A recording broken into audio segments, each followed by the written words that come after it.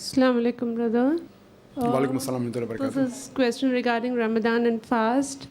Ladies who are menstruating, they are not able to have all the fast in the month of Ramadan, so they have to qala. But for example, I started my fast a day earlier than Bombay because I started from Madras. So can that be considered for one extra fast can be calculated in the qada? Or I know a friend who started from here and went to a part of Tamil Nadu where there is conflicting of two fasts. They did only 28 and celebrated Eid. So does he has to do two more kalas or can you explain about that? Sister, the fast that you start in the month of Ramadan, whichever part of the world you're in, you start along with the Jama of that area. So if you're in Saudi Arabia, Ramadan start from there, you can start from there. When it comes here, you end here. But if it becomes more than the required, for example, previously, normally 2 days earlier they used to start. If I'm in Saudi Arabia, I start 2 days earlier and then come to Bombay. And then if I end with Bombayites, then in the end I fast 32. So then the option is given to me, they cannot be more than 30 days, either 29 or 30 days. So if it comes to more than 30, the last 2 fasts of Bombay, I can either keep or I can keep as nafil extra fast. That cannot be fard fast. Similarly, if you start in Bombay and then end in Saudi, so I start 2 days late, and it's 2 fast I'm keeping less, 28 days. So that I have to make qaza after Ramadan. So what you have missed, but you can't make qaza before. You can't make qada before. So I haven't heard of making qada before. So that's not right. So if you have missed the fast during the menstruation, you have to keep it after Ramadan. You can't keep it before. The before fast, optional fast, unless it is part and parcel. If you go back to Saudi Arabia before Ramadan ends, so that becomes part of the fard roza you have kept. But you can't do qada before. But if suppose there's a problem, like the moon has been sighted and you start in Saudi, maybe 1 day earlier, and you come here, and suppose the moon, they decide, okay, fine, we started Ramadan 1 day late. And Ramadan of that time was only 28 days.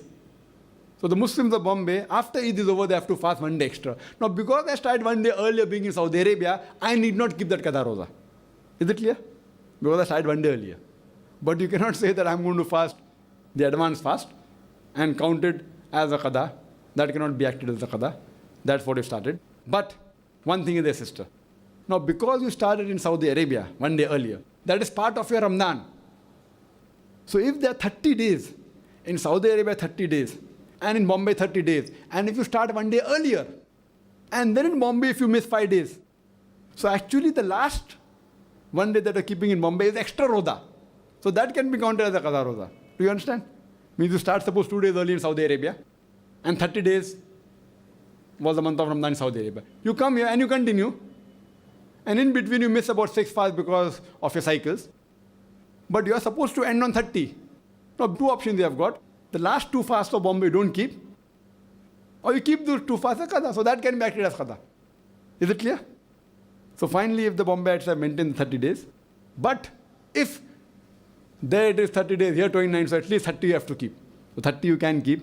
If it's more than 30, then that can be counted in the extra fast and can be included that you have to do qada less.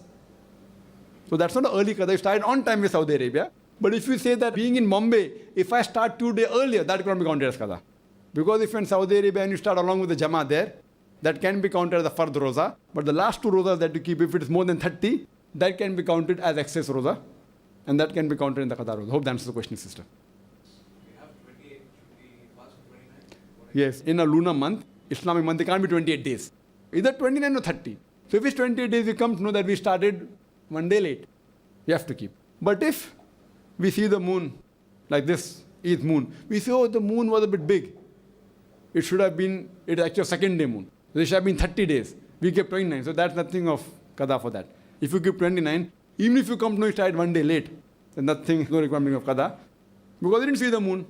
To start Ramadan, you have to see the moon. But then we realize at the end of the month, that 28 days we see the new moon. It can't be possible. So it's a confirmed fact that we started 1 day late. Then we have to keep qada.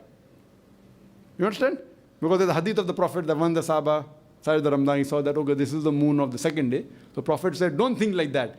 Maybe Allah made it much more. You can say fatter. So you don't have that doubt in your heart that we started Ramadan late. You think we started on time, maybe Allah made it bigger. And one more thing, that if you miss the new moon, just by few minutes, the next day moon will look like a 2 days moon. I mean, that's but logic. with the new moon came. But because of the sun was present, you could not see the new moon. And you can't see it. And scientifically with the telescope also you can't see. So if you just miss it by a couple of minutes, the next day moon will be like a 2 days moon. So people who think, oh, no, this is a 2 days moon, we start 1 day late, all these are their own hypotheses, they don't know science very well. So if you miss the new moon, even by a few minutes, you cannot see it. The next day moon will be a 2 days moon. So all these are hypotheses. Hope that answers the question, sister.